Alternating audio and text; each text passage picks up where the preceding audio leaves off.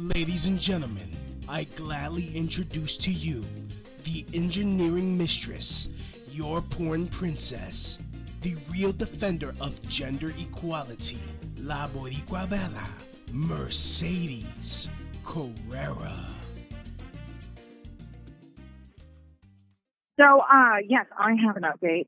I had someone go to the courthouse and do the work for me. I'm very, very, very grateful. And it turns out they did a deep search, looked for my name and address for search warrant, arrest warrant, 30 days pre and post my arrest date. Didn't find anything. Nothing was properly processed around those dates. Nothing. So you shouldn't be in jail at all because legally speaking, you haven't been arrested. I wanted to talk about procedure. Everything's procedure in law. And the reason I brought up not having they didn't have the search warrants and they didn't have an arrest warrant on me and really wanted to mention it is that the way they arrested me was really weird because I went downstairs to pick up my daughter. I get a text message the day I was arrested. I get a text message from my ex saying, "Hey, I'm here, with my daughter, come outside to pick her up." Now, I lived in a gated apartment complex. I had a place there. So I walk outside, I walk downstairs, and then I walk out the front gate that kind of auto locks when you walk outside of it. Right. So I walk out the front and I look for him with her and I don't see him. So I'm kind of standing there. I have my phone. I have my keys and I see a bunch of unmarked white cars. I don't know, what they were. They were like Ford, Fusions or something. And I'm like, that's weird.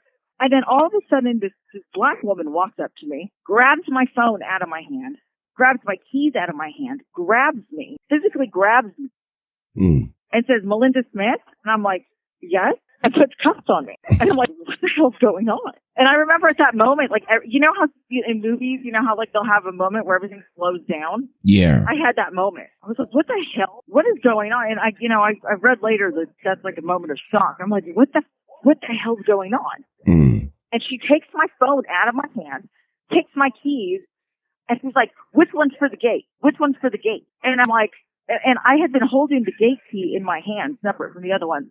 And I'm looking at her. She's like, this one?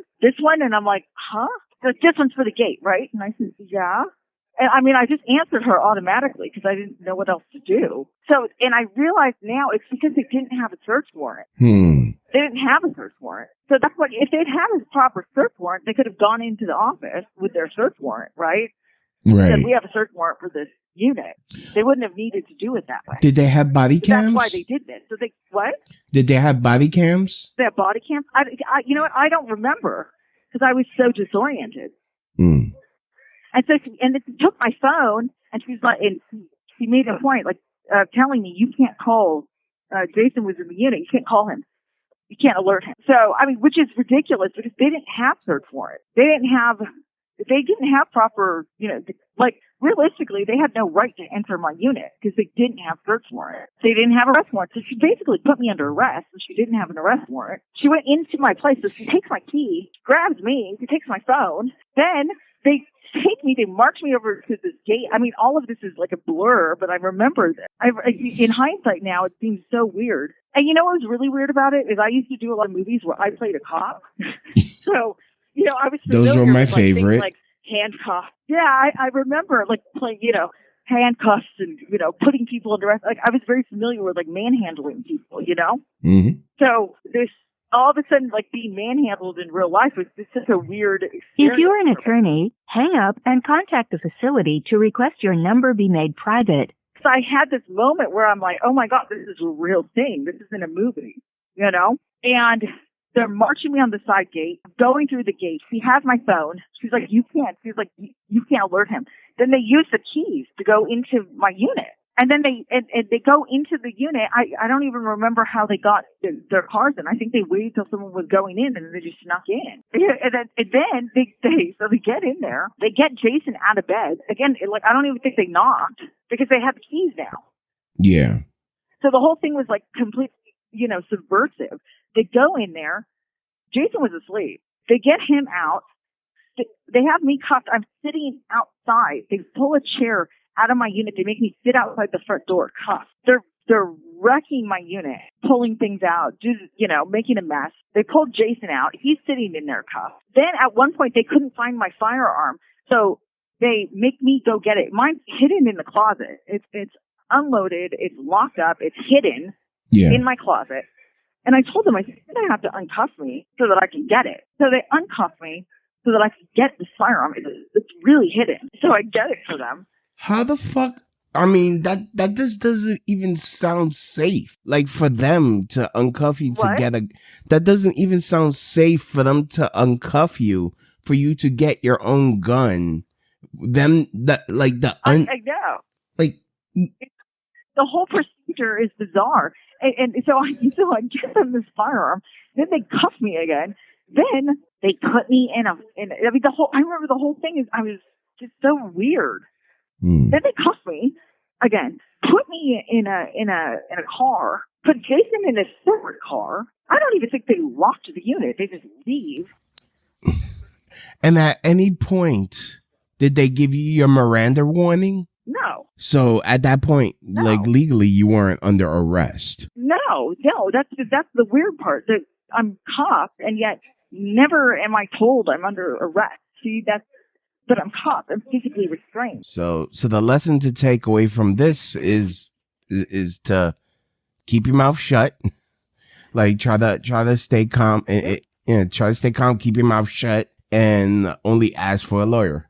Yeah, and I've got my phone, and I'm like, I have people that are coming over later that day, and I'm like, I need my phone because I need to let people know, like, I've got this situation. So I'm like, I need to use my phone, and she's looking over my shoulder trying to get my code, and I'm like, what is this? Like, excuse me, what are you people doing? So then they put me in this car, and then they put us in for questioning, and I'm like, whoa. I'm like, hey, look. Like, I don't know what my ex told you, so I'm trying to, like, clear this up. Then all of a sudden they turn, like, really dark, and they're like, oh, you abused your daughter. I'm like, what? Excuse me, no. I was like, I want a lawyer. And then they're like, you're under arrest. And I'm like, what?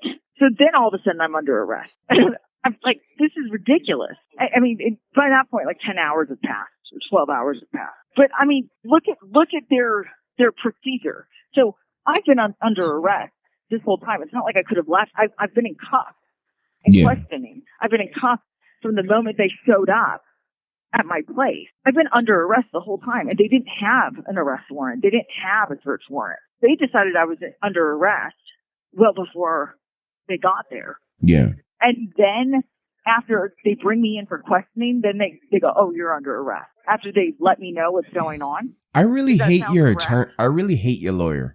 I really hate. Well, the thing is that at that point I didn't even have a lawyer. Yeah.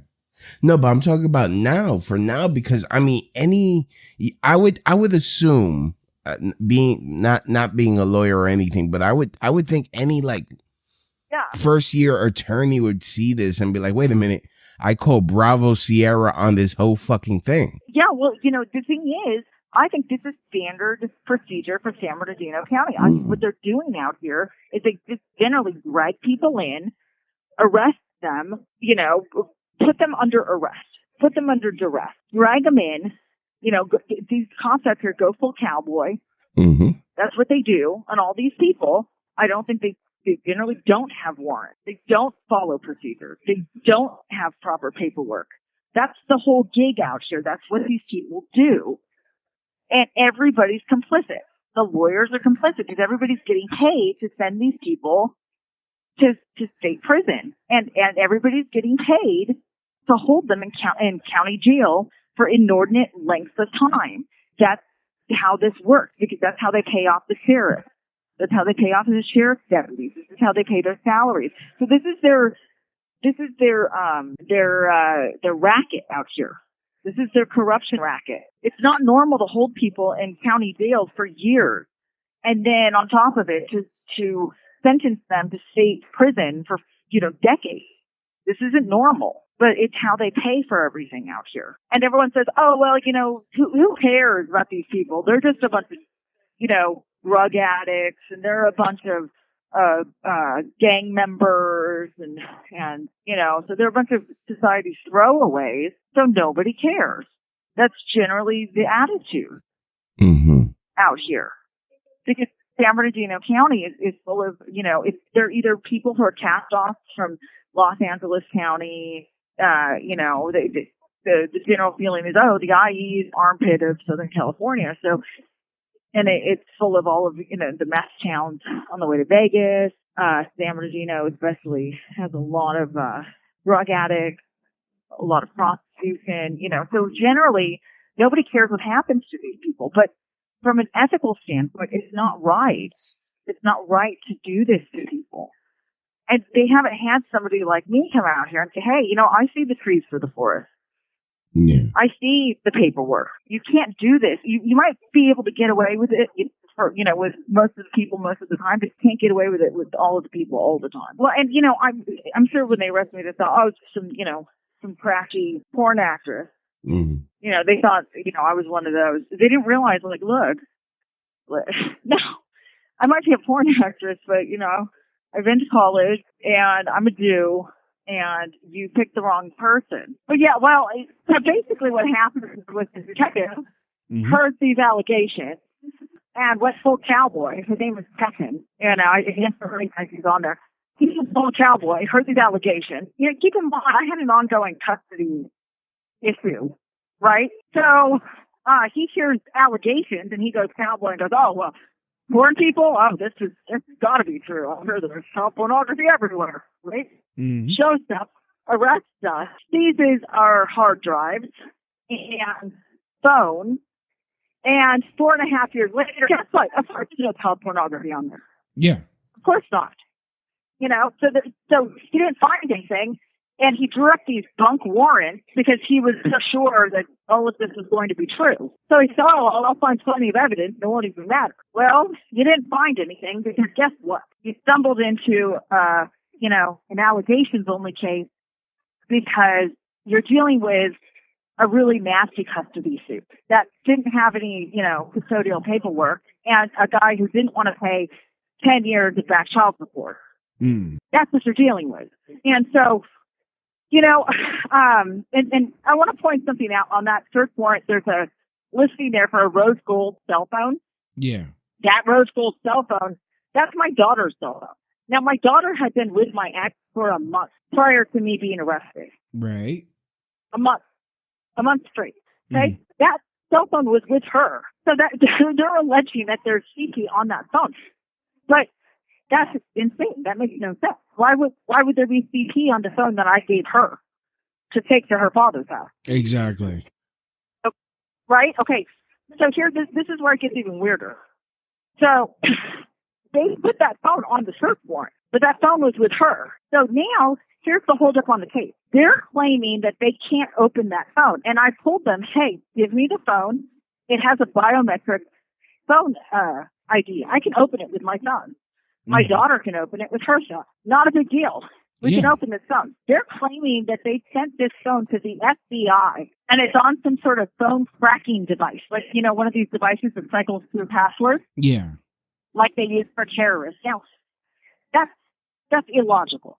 Well, first of all, I don't even think they have that because John McAfee, before he died, he was trying to stop them from making Apple do something like that. Yeah, well, I guess they used it for some terrorist on like an iPhone 5, but this thing is an iPhone 10. So, but I told them, here's the thing. I told them, I will open this phone for you. It's not a big deal. I mean, all they're going to find out is that my daughter has an excellent Roblox score, And I used to play this little game with her called Animal Jam and gift her all the free presents every day. I mean, it was my way of keeping tabs on her when she was at her dad's house. Okay. So I told them, yeah, I'll open the phone. Just bring it to me. So now they refuse to bring me this phone, and they're claiming it's with the FBI. I mean, they could watch you. They could watch you, and if you tried to do anything, they'll just snatch the phone out. Like, I mean, couldn't they just like? Yeah, It doesn't make any sense. And then the thing is, they're saying, oh, well, you said you wouldn't open the phone for us. I said, no, I said I wouldn't open my phone for you. Because guess what? All of my pictures and videos are on my Google Drive. If you guys are so concerned with CP, you can subpoena the pictures to Google. Yeah. It's not a big deal. Go ahead. You're going to see lots of selfies. Okay. Most of them were on Instagram. There's nothing, I don't want to give you guys all of my contacts because I don't trust, like the San Bernardino Sheriff's Department was hacked, I think a couple months ago. And all of the personal identifying information of everybody in this jail was compromised, including their own deputies. Now, do you really think I want to give these people all of the contact information of like every porn star in the last 10 years, which I have in my phone? Do you think that's a good idea? No. I mean, I have social security cards. I have personal home addresses. No, I'm not doing that. I don't trust them. I mean, but they can still get a warrant to have you open it. They would they could legally they could like just get a warrant and then you'll be legally obligated to open it. Well, they can get a warrant for the pictures and videos, but see, they didn't even bother getting a warrant to arrest me, did they? Right.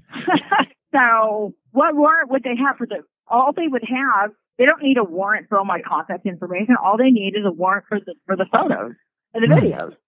Okay, that's fine, but you're not going to find anything. And look, they took all my hard drives. Yeah. They looked through all of those. Did they find anything on there that was illegal? No. I have 2257s.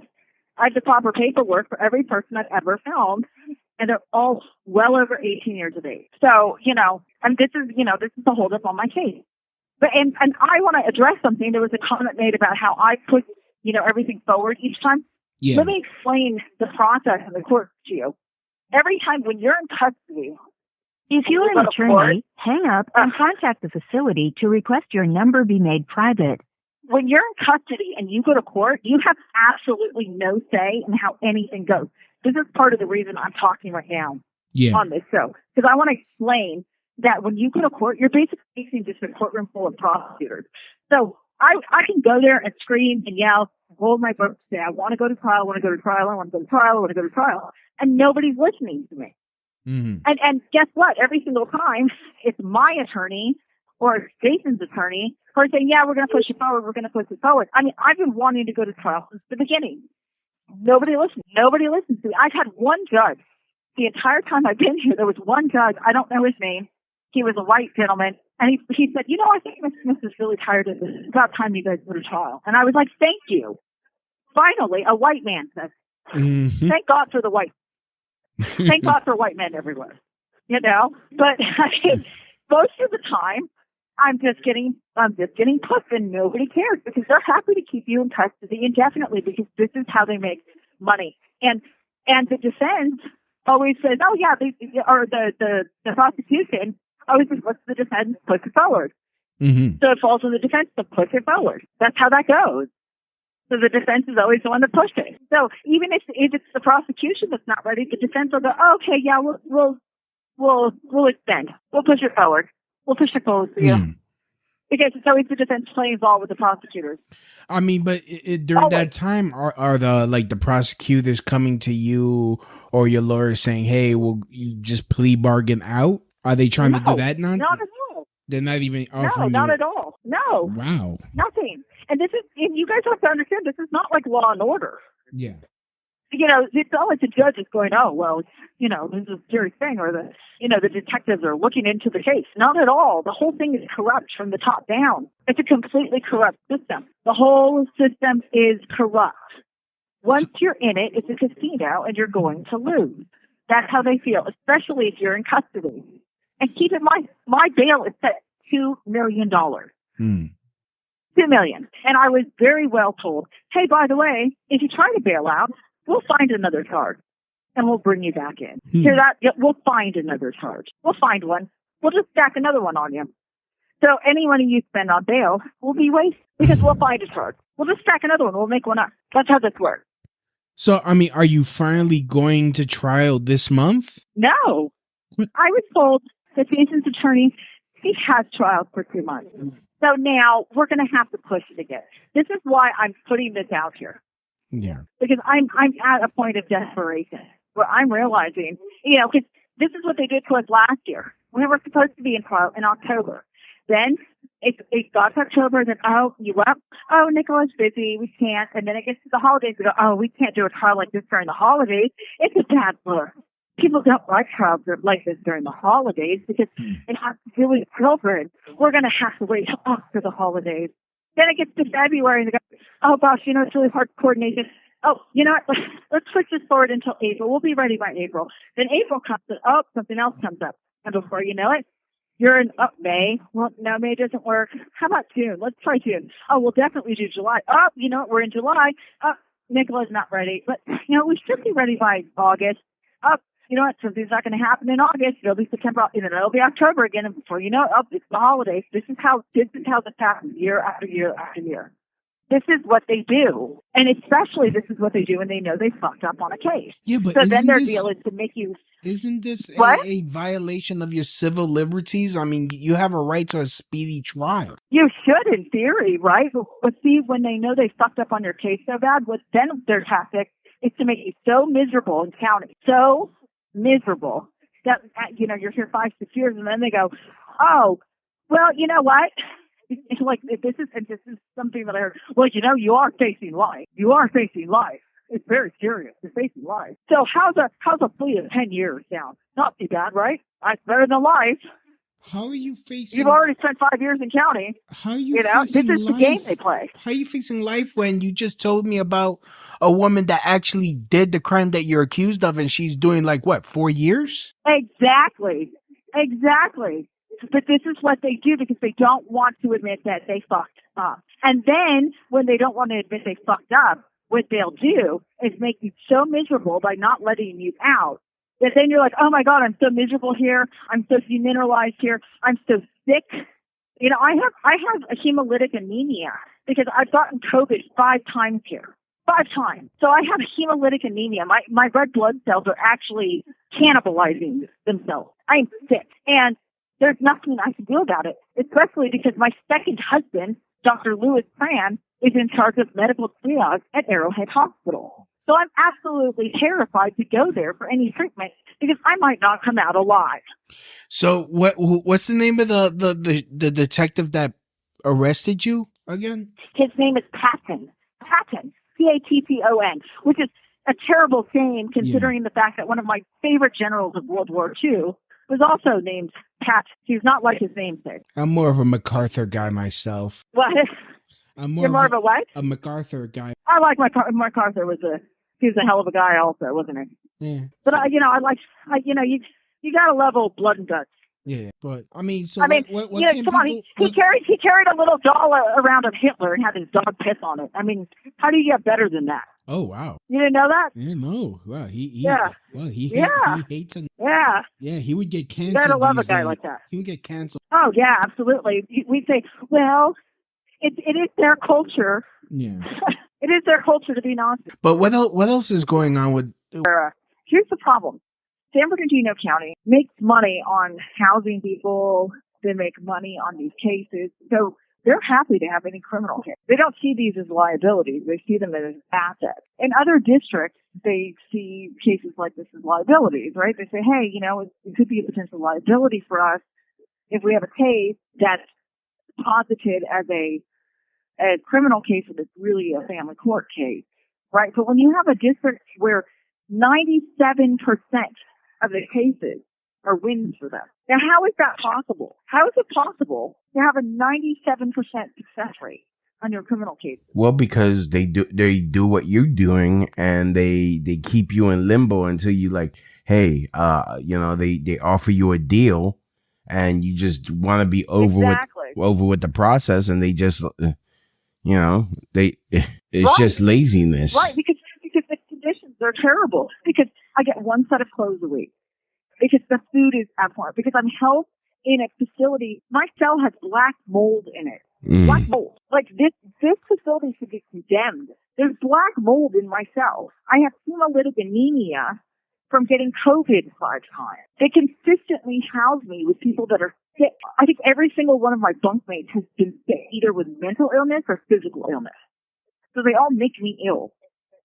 or they make me nervous. They're all dangerous to me in some way because I'm a healthy person. So I live on the top bunk. So what they do is they put healthy or dangerous people on the bottom bunks. I mean, unhealthy or dangerous people on the bottom bunks, right? And they go, oh, well, you're healthy, Smith. You're thin. You're mentally well. You can go on the top bunk. And then they lock me in a cell for 21 hours a day with somebody who's not well. 21 hours a day, I'm locked in a 50 square foot room with a toilet and a sink. With somebody who's not well in some way. So it's hell. I get one set of clothes a week. The food here is terrible. We don't get fresh green. We get an apple or an orange that's probably rotten. How is any of that legal? You know what? How is any of that legal? That sounds like a civil rights nightmare that any lawyer would be like, wait a minute, what the fuck? And like would start thinking, cha-ching, cha-ching, I'm gonna sue the fuck out of these people. No. Right. Well, see, here's the thing. As long as they win against you, they're like, oh, well, you know, you signed to guilt, or we won in your case. So, oh, well. And people die here all the time. There's an attorney named James Carrera in the high desert. I think he's in, I don't know, Apple Valley or something, that has sued them multiple times. They keep, you know, it's interesting because they're constantly putting the Riverside Sheriff on blast in the Inland Empire, but nobody puts the San Bernardino Sheriff's Department on blast. So I don't know who they're paying off. They're paying somebody off. And it's got to be that some money is changing hands somewhere. I don't know where. Where's the money coming from, do you think? What? Where's the money coming from, do you think? I have no idea. I know that they engaged in highway robbery, literally. Them and the Fed have been caught actually pulling over the what do you call those? The task vehicles, the ones that do transport. Oh, for the cannabis? Yeah, for cannabis. Yeah, cash transport. They actually do that. So I know that they were caught doing that, but they were told to give it back, and I think they only gave back a portion. But they also, keep in mind, they're making money off of every day that they hold people, you know, and they keep like a fairly maximum occupancy. They're charging the taxpayers. Yeah. For maximum occupancy in the jails. They're making money every single time they sentence people to the prisons, because that's part of their gig here. Is they're saying, hey, you know, we're sentencing these criminals. These criminals are going to jail and going to prison, and everyone goes, oh, yay, congratulations. And the taxpayers throw money at it. Every time people are on probation and parole, they're charging the taxpayers. So the middle class is funding it. And for the most part, it's nonsense. You know, you're paying to babysit people, and it does no good. It's not doing anything. It has no appreciable effect on society. None. So, goodness, if we were able to get a hold of an actual civil rights attorney. Yeah, well, you know, it's interesting. The civil rights attorneys won't touch you until you're convicted. So you have to be convicted of a crime for them to want to help you. Isn't that interesting? When you're in legal limbo, they won't help. Even though your rights so are being... You, have you been charged? Yeah. And you know, here's the thing. They say, well, your rights really aren't being violated because you're just being held in county jail. That's how it is. But in theory, county jail, you know, you shouldn't be held here for more than 6 months. Yeah. Certainly not 4.5 years. To be held in a county jail for 4.5 years is absurd. Well, I mean, you know, I think that's, you know, that's great. I feel like I'm in some sort of bizarre Kafka nightmare that I can't escape. It's completely bizarre. Yeah, I mean, I know that the world continues to have its own bizarreness. Everybody else, you know, I mean, I hear the news. I hear that things are continuing out there. Yep. I know that people go to retreats to have, you know, digital detox. I am in a permanent digital detox. So that's kind of nice. I guess there's an upside to that. You know, it's kind of it's its own digital detox with the exception of the constantly blaring television. I get a lot of reading done. I guess there's an upside. Yeah. I read a lot of Russian literature, so there's a plus to that. I finally understand Dostoevsky, so that's good. Okay. I mean, I don't know what else to say. I mean, you hear, we just had July 4th. You hear, I grew up believing that things like this could happen in this country. Mm-hmm. I don't believe that anymore. I firmly believe that this country has become a third world nation. That's what I believe. Well, they did say the United States is a third world country with a Gucci belt on. What? The United States is a third world country with a Gucci belt on. You know what? I always thought that was China.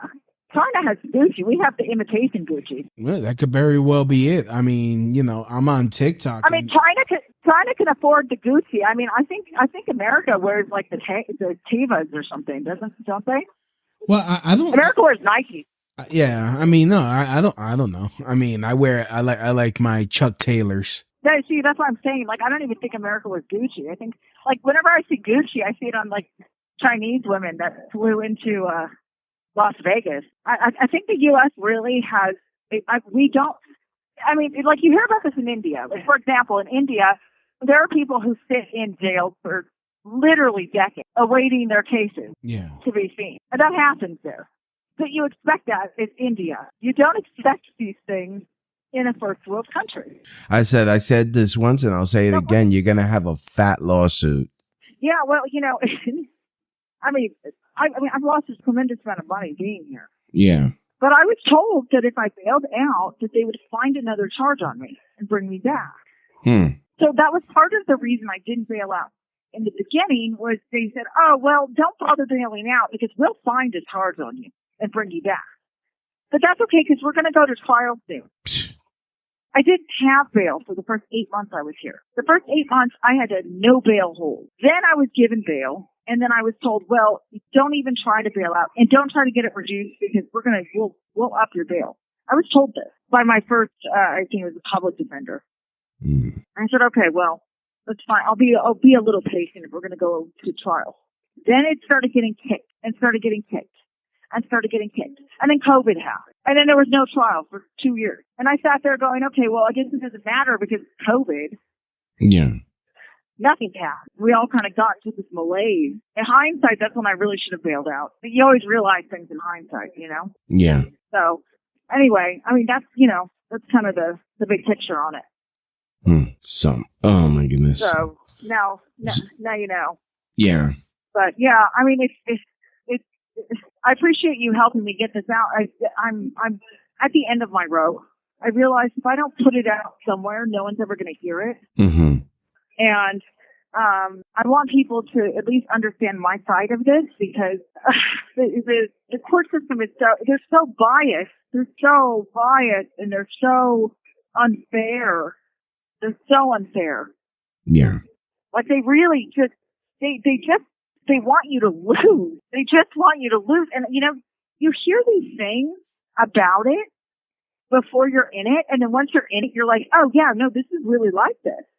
This is why these poor people get stuck in it. And, I got some really, really great people. You have 1 minute left. That I'm like, this is terrible for them. They waste people's lives. It's horrible. So anyway, well, I love you. Thank you for giving me this time. I appreciate you. All right, love you too. Be careful, okay? Yeah, thank you. And I love everyone who listened, and I really appreciate all of you for spending your time and listening to me. So thank you. And I love everyone who has followed me through all these years. I really appreciate all of you too. So thank you. And I hope everyone's well. And thank you so much. Okay. Bye. Right. The caller has hung up.